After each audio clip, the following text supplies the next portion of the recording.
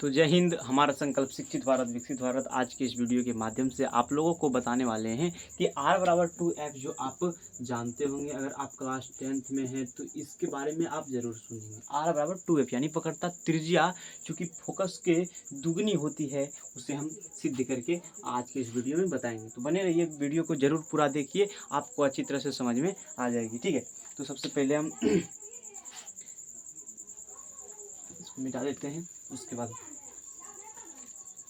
हमारा मेन मुद्दा है आज की इस वीडियो में बताने का कि हम वक्रता त्रिज्या जो होती है उस फोकस के दुगनी होती है या फोकस दूरी वक्रता त्रिज्या के आधी होती है, ये सिद्ध करके बताएंगे। तो सबसे पहले हम यहाँ लिख देंगे, स्टार्ट देकर देते हैं। वक्रता त्रिज्या और फोकस दूरी में संबंध, वक्रता त्रिज्या और फोकस दूरी में संबंध। आज की इस वीडियो में बस इसी पर चर्चा करेंगे पूरे वीडियो में। ठीक है, तो इसमें संबंध क्या होती है। सबसे पहले आप जब अवतल दर्पण देखे होंगे या उत्तल दर्पण देखे होंगे, आज के इस वीडियो में बस अवतल दर्पण में इस सिद्ध करके दिखाएंगे। अगर आपको ज़रूरतें हो कि उत्तल दर्पण में भी हमें सिद्ध करके दिखाइए तो आप कमेंट करें, हम आपको उत्तल दर्पण में भी सिद्ध करके बताएंगे। ठीक है, तो ये हो गई अवतल दर्पण। ठीक है, ये होती है T और ये होती है C और इसके बीचों बीच होता है F। बस हमको यही सिद्ध करनी है कि ये जो फोकस है दूरी, यहाँ से यहाँ तक की दूरी फोकस दूरी कहते हैं और यहाँ से यहाँ तक की दूरी को वक्रता त्रिज्या कहते हैं और यहाँ से यहाँ तक की दूरी को फोकस दूरी कहते हैं। ये जो है इसके दुगनी होती है, ये बस सिद्ध करके आज की इस वीडियो में बताएंगे। ठीक है, तो सबसे पहले हम R=2F या F=R/2, ठीक है, ये दोनों सिद्ध करनी है। तो सबसे पहले हम लिखेंगे यहाँ पे लिख देंगे सिद्ध लिख देंगे। उसके बाद फिर सबसे पहले हम डायग्राम बनाएंगे, किरण आरेख खींचेंगे किसका, अवतल दर्पण का। सबसे पहले सबको मिटा देते हैं। ठीक है, यहाँ अवतल दर्पण का डायग्राम खींचेंगे, अच्छी तरह से देखिएगा, जरूर 100% आपको समझ में आएगी। देखिए, एक P लेते पोल, ठीक है, एक C, इसके बीचों बीच एक F ले लेते। ठीक है, ये बड़ी F है, ये 3 पॉइंट ले लिए। ठीक है, ये 3 पॉइंट से ही हम सिद्ध करेंगे R=2F यानी कि अवतल दर्पण में वक्रता के त्रिज्या और फोकस में क्या संबंध है। ठीक है, तो इसके दोनों के बीच क्या संबंध है। सबसे पहले हम एक किरण गुजारेंगे मुख्य अक्ष के समांतर। मुख्य अक्ष के समांतर अगर किरणें जाती है तो आप किरण आरेख में बताए थे, अगर नहीं देखे वीडियो तो आप सर्च करके देख लीजिएगा कि राजीव कुमार का किरण आरेख वाला वीडियो। ठीक है, तो ये जब अगर समांतर जाएगी तो ये फोकस से होकर गुजरेगी, ये फोकस से होकर गुजरेगी। उसके बाद आप क्या किरण आरेख से पहले की वीडियो बताए थे कि अगर ये अवतल दर्पण है तो समतल दर्पण में भी वही होती है कि परावर्तन के नियम, प्रकाश के परावर्तन के नियम में हम क्या पढ़े थे कि उसमें एक अभिलंब होती है, उसके बीच अभिलंब और आपतित किरण के बीच एक एक कोण बनती है, उसे हम आपतन कोण कहते हैं, और अभिलंब और परावर्तित के किरण के बीच एक कोण बनती है, उसे हम परावर्तन कोण कहेंगे। तो इसी प्रकार इसमें भी एक अभिलंब होते हैं। देखिए, ये अगर हम समतल की बात करें तो इस प्रकार ये समतल हो जाएंगे, इस प्रकार ये समतल हो जाएंगे। तो इसके बीचों बीच एक लाइन खींचेंगे, जिसे हम कहेंगे, क्या कहेंगे भैया, जिसे हम कहेंगे कि ये अभिलंब है। इन दोनों, ये जो प्रकाश के परावर्तन हो रहे हैं, ये प्रकाश के परावर्तन हो गए क्योंकि प्रकाश जा रही है और लौट रही है, तो ये प्रकाश के परावर्तन हो रहे हैं, तो ये अभिलंब हो गए। ठीक है, इसको अच्छी तरह से खींच लेते।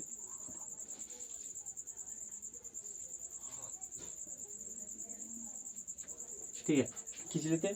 अब हम जानते हैं कि प्रकाश के परावर्तन के नियम से जानते हैं कि ये कोण I और ये कोण R, यानी कि आपतित किरण और आपतन बिंदु पर खींचे गए अभिलंब के बीच का कोण को हम आपतन कोण कहते हैं, जिसे I से सूचित करते हैं। और परावर्तित किरण, ये परावर्तित किरण हो गए, और आप अभिलंब के बीच के बने कोण को हम परावर्तन कोण कहते हैं, जैसे कि हम R से सूचित करते हैं। ठीक है, तो अब ये बातें आपको क्लियर हो गई होगी। अब हम यहाँ इसके थ्योरी लिखेंगे, माने थ्योरी माने कि इसके सिद्धांत लिखेंगे कि हम क्या क्या इसमें किए। तो हम यहाँ लिखेंगे, सबसे पहले यहाँ लिखेंगे कि माना माना कि एम डैश एक अवतल दर्पण है, यानी कि ये एम और ये एम डैश। एम माने मिरर होता है, इसीलिए हम एम डैश ही मानते हैं एक अवतल दर्पण को, या चाहे कोई भी दर्पण हो। तो एम डैश एक अवतल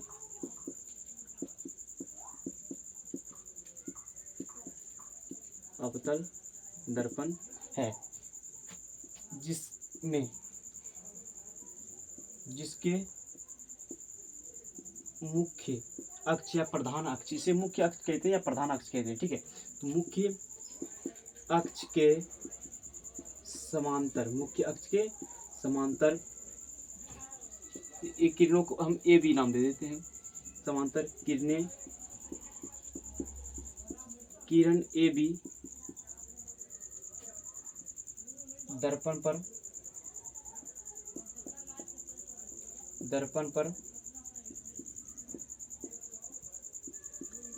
आपतित हो रही है,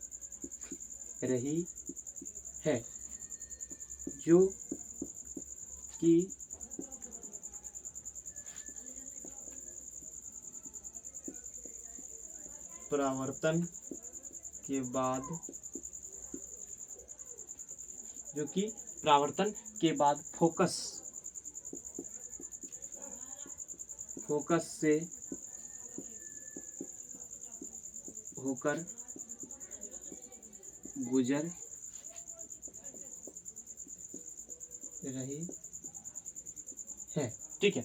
अब बस इसकी थ्योरी, बस इसकी छोटी सी थ्योरी यानी छोटी सी सिद्धांत है कि हम क्या देखें कि माना कि एक एक अवतल दर्पण है, जिसके मुख्य अक्ष के समानांतर किरण ए बी दर्पण पे आपतित हो रही है, और जो कि परावर्तन के बाद फोकस से होकर गुजर रही है। बस इतनी सी बात है, जिसमें अब उसके बाद हम लिखेंगे कि जिसमें, ये तो बार बार हम लिखते हैं जिसमें, ये आप दर्पण सूत्र में भी सिद्ध किया, आवर्धन सूत्र भी सिद्ध किए, तो लिखते हैं जिसमें कि ए बी हम लिखेंगे जिसमें कि पी एफ जिसमें पी एफ फोकस दूरी यानी छोटी एफ से सूचित करते हैं, जिसे कि छोटी एफ से सूचित करते हैं। उसके बाद पीसी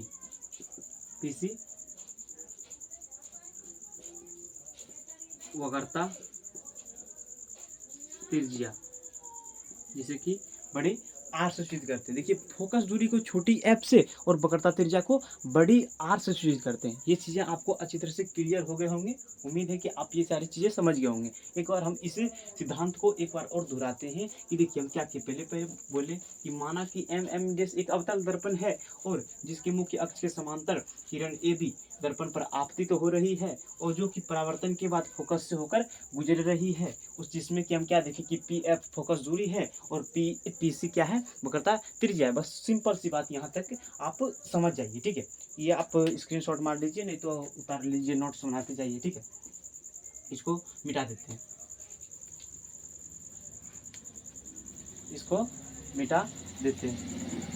अब हम सिद्ध करने के कगार पर आ रहे हैं। अब हम सिद्ध करेंगे इसकी थ्योरी लिख दिए, अब हम सिद्ध करेंगे। लिखेंगे यहाँ पे अब क्या लिखेंगे भैया, अब चूंकि हम लिखेंगे कि इसमें क्या दिखाई दे रहा है, हमें क्या दिखाई दे रहा है, ये पहले हम देखेंगे, ठीक है।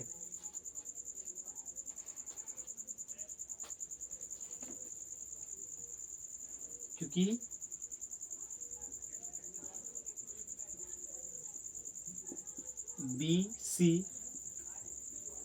बी सी अवतल, देखिए ये नहीं, नीचे ज़्यादा जगह नहीं है, इसीलिए हम थोड़ा इसको ऊपर से लेते हैं, थोड़ा इसको ऊपर से लिखते हैं। यहाँ लिखेंगे अब, क्या लिखेंगे अब, क्योंकि बी सी ये बी सी अवतल दर्पण पर किरण ए बी और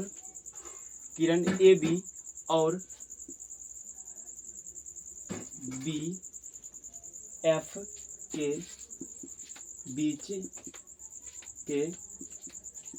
बीच बिंदु बी पर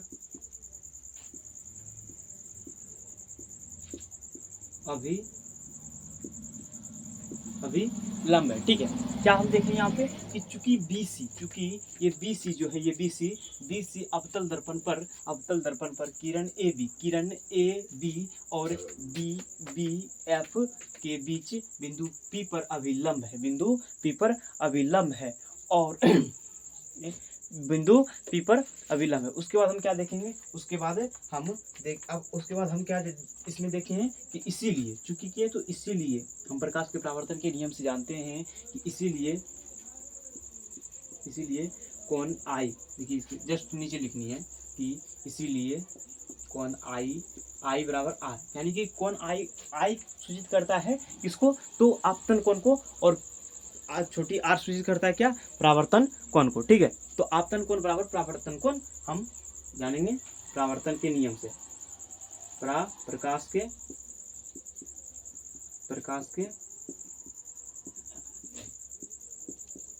परावर्तन के नियम से।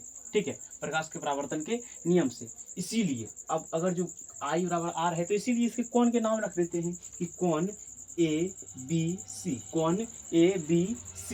बराबर कोण, कि कौन सी कोण होगी भैया, तो कोण ABC बराबर कोण CBF, कोण CBF। ठीक है, कोण CBF अगर ये कोण के बराबर है तो ये कोण के बराबर है, तो ये जानते हैं कि आपतन कोण बराबर परावर्तन के प्रकाश के परावर्तन के नियम से होते हैं। अब ये कोण तो भी ये कोण के एकांतर कोण के बराबर होंगे। देखिए सब सारे के सारे खेल ये त्रिभुज पे, सारे के सारे खेल ये त्रिभुज पे है, तो इसीलिए फिर लिखेंगे हम तो, और नहीं तो लिखेंगे। ठीक है, और लिखेंगे यानी कि इसको सजा के, यानी कि एक क्रम में लिखनी है जो कि काफी रहने वाले जांचकर्ता को अच्छी तरह से समझ में आए कि कहना क्या चाह रहे हैं। ठीक है, तो और लिखेंगे, और कोण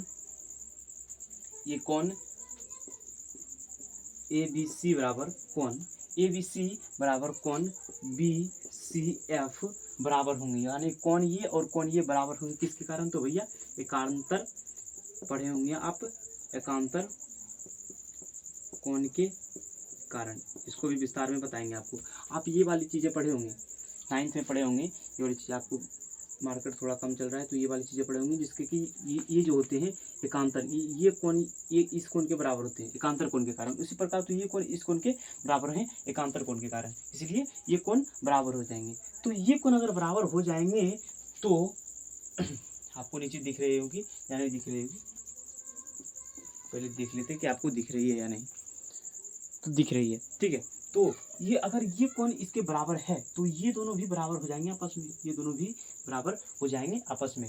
तो कोण CBF बराबर कोण BCF, ये दोनों कोण बराबर हो जाएंगे कि नहीं हो जाएंगे। अगर ये दोनों कोण बराबर हो जाएंगे, यानी कि ये कोण ये कोण के बराबर हो जाएंगे, ये वाली कोण और ये कोण बराबर हो जाएंगे, तो हम क्या जानेंगे, अगर किसी भी त्रिभुज को हम जानते हैं कि किसी भी त्रिभुज के दो कोण अगर बराबर हो तो वो समद्विबाहु त्रिभुज कहलाते हैं। यानी कि समद्विबाहु कहने का अर्थ है कि उसकी कोई भी दो भुजाएं बराबर है, यानी कि समद्विबाहु त्रिभुज है। अगर उसके दो कोण बराबर हो या दो कोण बराबर होते तो ये जस्टिफाई है कि उसके दो भुजा भी बराबर होंगे। ठीक है, तो इतना अगर आप समझ गए होंगे तो इतना मिटा देते हैं। सबसे पहले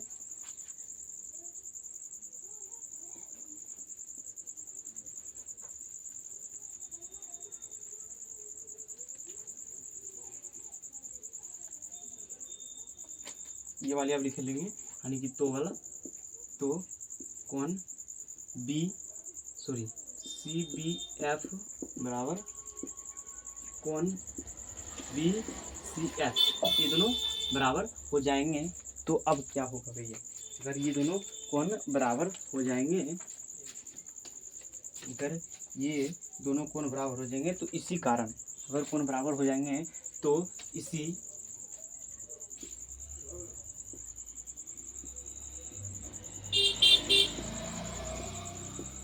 इसी कारण त्रिभुज बी सी एफ एक सम द्विबाहु त्रिभुज है। तो समद्विबाहु त्रिभुज जैसे कि जिन त्रिभुजों के दो कोण या दो भुजाएं बराबर हो तो उसे समद्विबाहु त्रिभुज हम कहते हैं। तो अगर समद्विबाहु त्रिभुज हैं, अगर यदि समद्विबाहु त्रिभुज हैं, अगर इसके कोण देखिए, एक अगर समद्विबाहु ये वाली एक बड़े से विस्तार में हम यहाँ पे इसको दिखाते हैं इस त्रिभुज को। ये त्रिभुज देखिए कैसी है, ये त्रिभुज इस प्रकार है, इस प्रकार है ये त्रिभुज, इसी प्रकार है ना वहाँ पे। तो ये वाली कोण और ये वाली कोण बराबर है। तो ये वाली कोण के सामने वाली भुजा क्या है, ये है। तो ये और ये वाली कोण के सामने वाली भुजा ये है। तो ये भुजा और ये भुजा बराबर हो जाएंगे, है कि नहीं। तो इसी प्रकार ये वाली भुजा और ये वाली भुजा बराबर हो जाएंगी। यानी कि हम कह सकते हैं कि तो हम कह सकते हैं कि बी सी यानी कि बी सी और एफ सी, बी सी और एफ सी, बी सी नहीं, बी एफ बराबर बी सी, बी एफ बराबर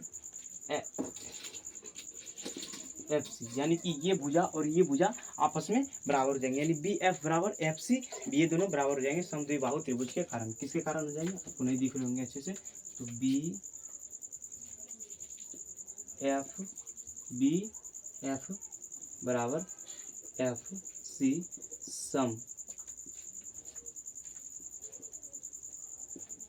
समद्विबाहु त्रिभुज के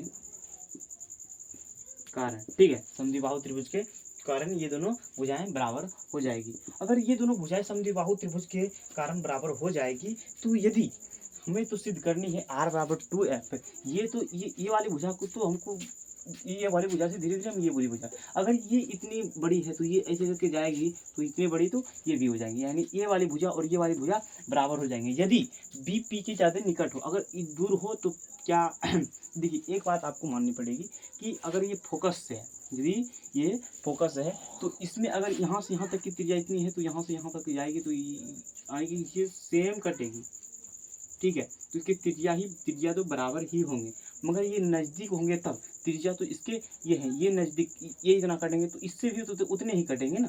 देखिए एक बात आप समझिए अच्छी तरह से वृत्त के बारे में, ये जो कि आपको समझने के लिए है, ठीक है। अगर ये एक यहाँ है तो जितनी यहाँ से यहाँ तक की दूरी जितनी है, यहाँ से यहाँ तक की दूरी होगी। तो अगर यहाँ से यहाँ तक की जितनी दूरी है और यहाँ से यहाँ तक की जितनी दूरी है और यहाँ से यहाँ तक तो ठीक होगी, मगर यहाँ से यहाँ तक की दूरी जैसे ही ज़्यादा दूर जाएगी उतनी दूरियाँ बढ़ती जाएगी। जितना ज़्यादा दूर बढ़ेगी इसकी दूरियाँ, तो ये बराबर नहीं होंगी। अगर ज़्यादा से ज़्यादा निकट होंगे तो लगभग हो जाएंगे। इसीलिए ये वाली और ये वाली हम यहाँ ये भी लिख देंगे कि यदि बिंदु P BP से ज़्यादा बहुत अधिक नज़दीक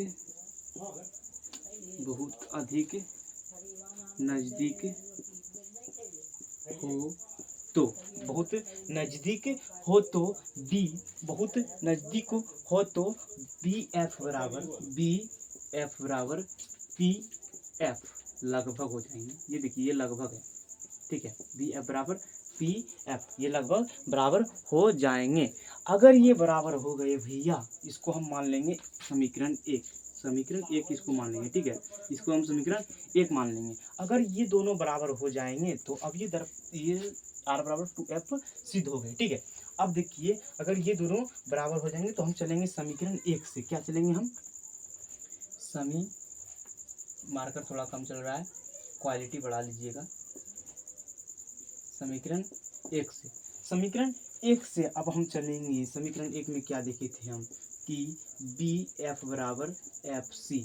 तो BF बराबर FC तो BF बराबर PF भी हो सकते हैं ना।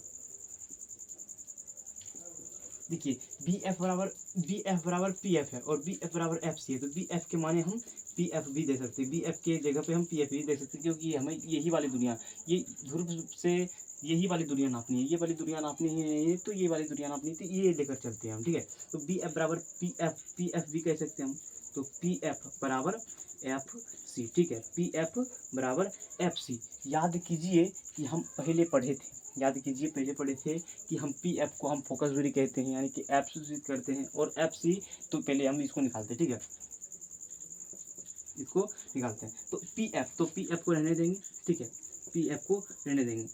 एफ सी को, ये जो एफ सी यहाँ से यहाँ तक की दूरी को बता रही है, तो इसमें से यहाँ तक की एफ सी बोल रही है, तो यहाँ से यहाँ तक की दूरी को बता रही है, यहाँ से यहाँ तक की दूरी को बोल रही है, तो इसमें से इस पूरे में से इतना यहाँ तक घटा देंगे तो नहीं हो जाएगी, ये दूरियाँ निकल जाएगी, ठीक है। आप समझिए नहीं, आप अच्छी तरह से समझिएगा, ठीक है। अगर हमें यहाँ से यहाँ तक की दूरियाँ मालूम है, यहाँ से यहाँ तक की दूरियाँ मालूम है, और यहाँ से यहाँ तक की दूरियाँ भी मालूम है, ठीक है, नहीं सॉरी, जो इसके आधार पर हम बताते हैं, यहाँ से यहाँ तक की दूरियाँ मालूम है और यहाँ से यहाँ तक की दूरियाँ मालूम है, और ये हमें मालूम नहीं है, तो इतने में से पूरे में से इतने को, अगर पूरे में से इतने को घटा दें तो ये वाली दूरियाँ अपने आप मालूम हो जाएगी, ठीक है। तो उसी प्रकार हमें ये वाली दूरियाँ, अगर यहाँ से यहाँ तक की दूरियाँ हमें मालूम है और यहाँ से यहाँ तक की दूरियाँ अगर हमें मालूम करनी है, तो क्या होंगे, पी सी बराबर minus P F, P C minus P F, P C minus P F, ठीक है, P C minus P F, ये वाला याद रखिएगा, ठीक है। अब इसको मिटाते हैं, ऊपर में थोड़ा बड़ा से सिद्ध करके दिखाएंगे, जो कि आपको अच्छी तरह से समझ में आएगी, ठीक है। पहले इसको मिटा देते हैं।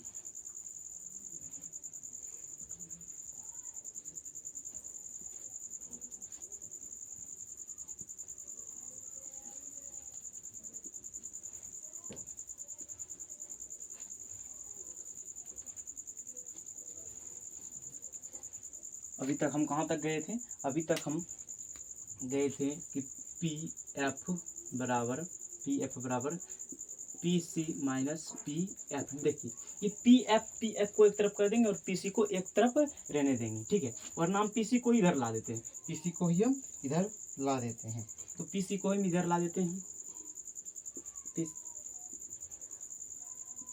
पी सी को इधर लाएं तो पी एफ उधर गई, ये पी एफ उधर गई, ये पी सी को इधर लाएं, पी सी को उधर ही रहने दिए, ठीक है, और पी एफ को इधर लाएं तो प्लस में हो गया, P F plus P F, ठीक है। तो ये पी सी बराबर कितने हो जाएंगे, यानी टू पी एफ हो जाएंगे, ठीक है। तो हम पहले पढ़े थे कि पी सी बराबर होती, यानी कि पी और सी को हम कहेंगे वक्रता त्रिज्या, जैसे कि बड़ी आर से सूचित करते हैं, ठीक है, बड़ी आर से सूचित करते हैं, और टू पी एफ यानी पी एफ को हम छोटी एफ यानी फोकस दूरी है, तो छोटी एफ से सूचित करते हैं। तो हो गया अपने आप ये सिद्ध कि आर बराबर टू एफ। अगर बोले आर बराबर टू एफ नहीं कि हमें एफ बराबर आर बाई टू, तो कोई सिंपल सी बात है कि ये वाली जो है ना, ये एफ बराबर निकालनी है ना, तो टू एफ बराबर हम आर कह सकते हैं, तो एफ बराबर ये इधर गुना में है तो इधर आर बाई टू, ठीक है, ये भी सिद्ध हो जाएंगे इससे। तो ये प्रूव्ड हो गए, जो हमें प्रूव्ड करनी थी वो हो गए, ठीक है। तो अवतल दर्पण से ये सवाल पूछने के आप ये जान लीजिए कि इसकी टैक्टिस क्या होती है सवाल पूछने के। तो सबसे पहले आपको पूछ सकते हैं कि अवतल दर्पण में आर बराबर टू एफ सिद्ध करें, अवतल दर्पण में एफ बराबर आर बाई टू सिद्ध करें, या कहेंगे कि अवतल दर्पण में वक्रता त्रिज्या और फोकस दूरी में संबंध बताएं, स्थापित करें। ये सारी चीज़ें आपको पूछ सकती है, तो यही वाली चीज़ें करनी जितने हम आपको बताएं। अगर इस प्रकार आप कहते हैं तो आप अगर इस प्रकार करते हैं तो आप किसी भी एग्ज़ाम में अगर इस प्रकार की चीज़ें लिखें तो आपको ज़रूर पूरे मार्क्स ज़रूर मिलेंगे, ठीक है। तो उम्मीद है कि ये सारी चीज़ें आपको अच्छी तरह से समझ में आ गए होंगे। और देखिए इससे संबंधित आपको 2-3 सवाल बताते हैं, इससे संबंधित ऑब्जेक्टिव टाइप क्वेश्चन में आते हैं, यानी वस्तुनिष्ठ प्रश्न में ज़रूर आते हैं कि अगर आर बराबर देते हैं कि 12 है, यदि किसी हम ऐसे ही बोल देते हैं, ठीक है, मार्केट थोड़ा नहीं चल रहा है तो ऐसे ही बोल देते हैं कि अगर वक्रता त्रिज्या बराबर, वक्रता त्रिज्या 18 सेंटीमीटर है तो उसकी फोकस दूरी क्या होगी, तो सिर्फ उसके आधी हो जाएंगे। वक्रता त्रिज्या उसकी दुगनी होती तो फोकस दूरी उसकी आधी हो जाएंगी, तो 9 सेंटीमीटर। अगर कहेगी फोकस दूरी 9 सेंटीमीटर है, अगर कहे तो फोकस दूरी 10 सेंटीमीटर है तो उसकी वक्रता त्रिज्या क्या होगी, तो 20 सेंटीमीटर उसके ठीक दुगनी हो जाएगी। ठीक है, तो आप अच्छी तरह से, उम्मीद है कि इतना बार आप रटे हैं, इतना बार हम रटे हैं, तो आपको जरूर ये सारी चीज़ें अच्छी तरह से समझ में आ गई होगी कि वक्रता त्रिज्या और फोकस दूरी में क्या संबंध है। तो उम्मीद है कि ऐसे ये सारी चीज़ें आप अच्छी तरह से समझ गए होंगे। तो ऐसे ही चीज़ ऐसे फैक्ट्स, ऐसे ही चीज़ें को जानने के लिए आप जुड़िए हमारे चैनल ME सेंटर में। तब तक मिलते हैं अगली क्लास में, तब तक के लिए जय हिंद जय भारत।